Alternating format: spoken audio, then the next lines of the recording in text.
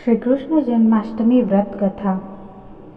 स्कंद पुराण के अनुसार जो भी व्यक्ति जानकर भी कृष्ण जन्माष्टमी को व्रत को नहीं करता, वह मनुष्य जंगल में सर्प और व्याघ्र होता है। ब्रह्म पुराण का कथन है कि कलयुग में भाद्रपद मास के कृष्ण पक्ष की अष्टमी में 28वें युग में देवकी के पुत्र श्री कृष्ण उत्पन्न हुए थे। यदि दिन या रात में कला मात्र भी रोहिणी न हो तो विशेषकर चंद्रमा से मिली हुई रात्रि से इस व्रत को करें। भविष्य पुराण का वचन है, श्रावण मास के शुक्ल पक्ष में कृष्ण जन्माष्टमी व्रत को जो मनुष्य नहीं करता वह क्रूर राक्षस होता है। केवल अष्टमी तिथि में ही उपवास करना चाहिए। यदि वही तिथि रोहिणी नक्षत्र से युक्त हो तो जयंती नाम से संबोधित की जाएगी। वही पुराण का वचन है कि कृष्ण पक्ष की जन्माष्टमी में यदि एक कला भी रोहिणी नक्षत्र में हो तो उसको जयंती नाम से ही संबोधित किया जाएगा। अतः उसमें प्रयत्न से उपवास करना चाहिए। इंद्र ने कहा है, हे ब्रह्मपुत्र, हे मुनियों, सभी शास्त्रों के ज्ञाता, हे देव, व्रत में उत्तम उस व्रत को बताए जिस व्रत से मनुष्य को मुक्ति लाभ प्राप्त हो, तथा हे ब्राह्मण, उस व्रत से प्राणियों को भोग व मोक्ष की भी प्राप्ति हो जाए। इंद्र की बातों को सुनकर नारद जी ने कहा, त्रेता युग के अंत में और द्वापर युग के प्रारंभ समय में निंदित कर्म को करने वाला कंस नाम का एक अत्यंत पापी दैत्य हुआ। उस दुष्ट व नीच कर्मी दुराचारी कंस की देवकी नाम की एक सुंदर बहन थी। देवकी के गर्भ से उत्पन्न 8वां पुत्र कंस का वध करेगा।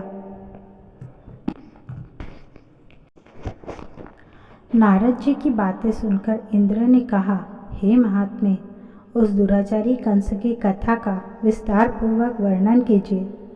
क्या यह संभव है कि देवकी के गर्भ से उत्पन्न 8वां पुत्र अपने मामा कंस की हत्या करेगा? इंद्र की संदेह भरी बातों को सुनकर नारद जी ने कहा, हे अदिति पुत्र इंद्र, एक समय की बात है, उस दुष्ट कंस ने एक ज्योतिषी से पूछा कि ब्राह्मणों में श्रेष्ठ ज्योतिर्विधि मेरी मृत्यु किस प्रकार और किसके द्वारा होगी?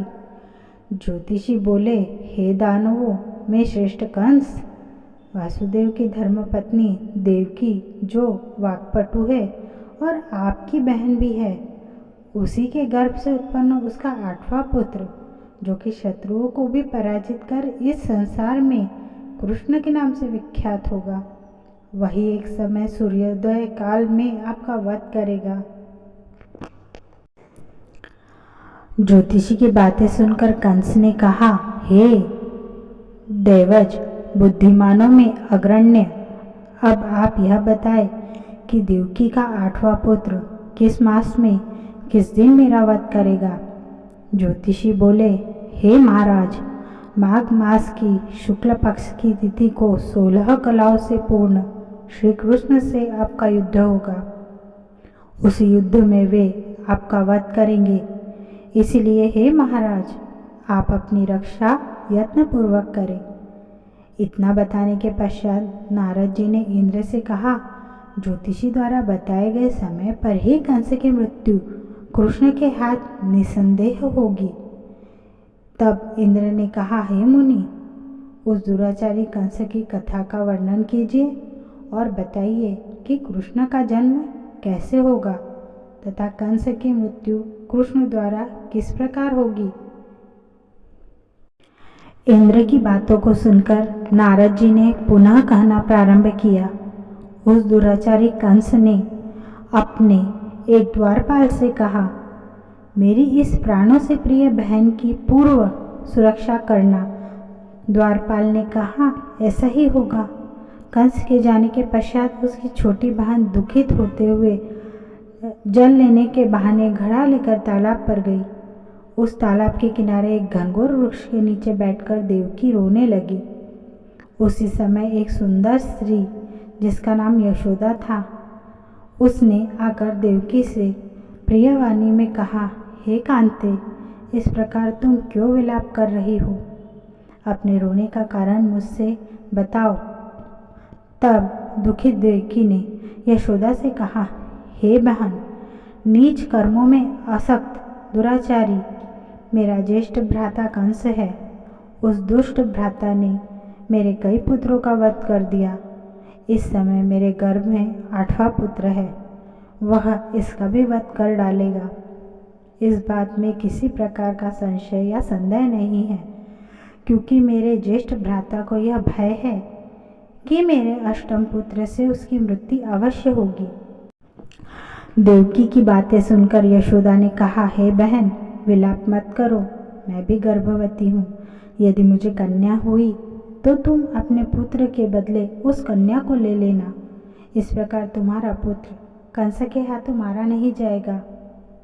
तदनंतर कंस ने अपने द्वारपाल से पूछा, देवकी कहाँ है? इस समय वह दिखाई नहीं दे रही। तो द्वारपाल ने कंस से नम्रवाणी में कहा, हे महाराज, आपकी बहन जल लेने तालाब पर गई हुई है। यह सुनते ही कंस क्रोधित हो उठा। उसने द्वारपाल को उसी स्थान पर जाने को कहा जहाँ वह गई हुई है।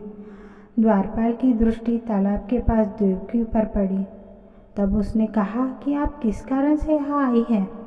उसकी बातें सुनकर देवकी ने कहा, मेरे गृह में जल नहीं था, जिसे लेने मैं जलाशय आई हूँ। इसके पश्चात देवकी अपने गृह की ओर चली गई। कंस ने पुनः द्वारपाल से कहा, इस गृह में मेरी बहन की तुम पूर्णतः रक्षा करो। अब कंस को इतना भय लगने लगा कि गृह के भीतर दरवाजों में विशाल ताले बंद करवा दिए और दरवाजे के बाहर दैत्यों और राक्षसों को पहरेदारी के लिए नियुक्त कर दिया। कंस हर प्रकार से अपने प्राणों को बचाने के प्रयास कर रहा था। एक समय सिंह राशि के सूर्य में आकाशमंडल में जलाधारी मेघों ने अपना प्रभुत्व स्थापित किया। भादो मास की कृष्ण पक्ष की अष्टमी तिथि को घनघोर अर्धरात्रि थी। उस समय चंद्रमा भी वृष राशि में था। रोहिणी नक्षत्र बुधवार के दिन सौभाग्य योग से संयुक्त चंद्रमा के आधी रात में उदय होने पर आधी रात के उत्तर एक घड़ी जब हो जाए तो श्रुति स्मृति पुराणोक्त फल निसंदेह प्राप्त होता है।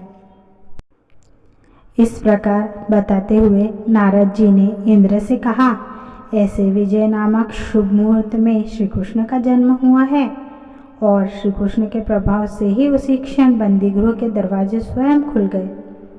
द्वार पर पहरा देने वाले पहरेदार राक्षस सभी मूर्छित हो गए।